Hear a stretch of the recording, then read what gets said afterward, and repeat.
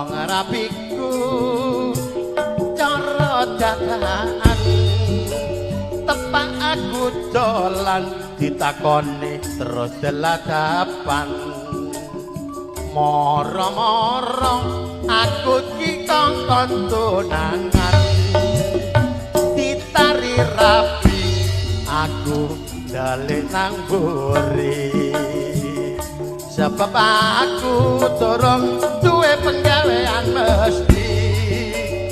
sing tak rapi jarene anake petinggi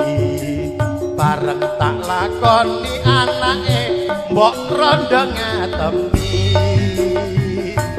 mbok rondo umure 55